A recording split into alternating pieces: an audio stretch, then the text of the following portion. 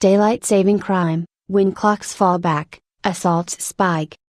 Daylight saving time ends on Sunday, November 5th, which means most people in the US will turn their clocks back an hour, but a new study finds that this extra bit of shut time may not be as beneficial as some may think. In the study, researchers found that assault rates are higher on the Monday following the end of daylight saving time, compared with the next Monday. And in the spring, the researchers observed the opposite, a decrease in assault rates on the Monday following the start of daylight saving time, compared with the next Monday, according to the study, which was published online in September in the Journal of Experimental Criminology. Long-term sleep deprivation is commonly linked to higher rates of antagonistic or criminal behavior. However, researchers in the new study found that in the short term, losing an hour of sleep can have the opposite effect. After the start of daylight saving time in the spring, when we turn the clock ahead 1 hour, assault rates dropped by about 3%, according to the study.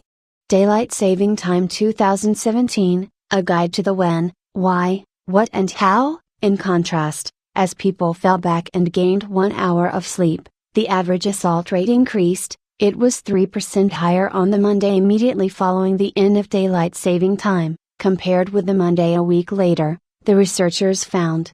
Sleep problems have previously been associated with increased antisocial and criminal behavior, so we were surprised to find that increased sleep, rather than decreased sleep, was associated with increased offending, study co-author Adrian Rain, a professor of criminology, psychiatry and psychology at the University of Pennsylvania, said in a statement. This discrepancy is likely due to the fact that 40 to 60 minutes of lost sleep in one night is just not the same as months, or even years, of poor sleep. In the study, the researchers analyzed crime data from New York, Chicago, Los Angeles and Philadelphia from 2001 through 2014. They compared assault rates on the Monday immediately following daylight saving time to the Monday a week later. Then, they repeated this when clocks returned to standard time in the fall. In the spring, the day after we move into daylight saving time, there are more car accidents, greater stock market losses, more workplace injury, reduced test scores and higher suicide rates, senior study author Greg Ridgway, an associate professor of criminology and statistics also at the University of Pennsylvania, said in the statement. But a loss of sleep didn't have the same effect on crime rates.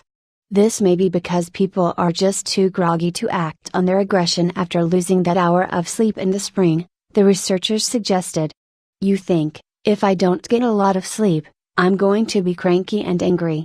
You assume that's the way you would react, lead study author Rebecca Umbach, a doctoral student in criminology at the same institution, added.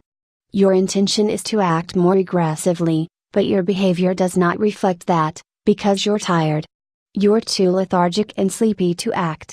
The researchers were unable to explain, however, the increased number of assaults following the end of daylight saving time, when people generally get more sleep.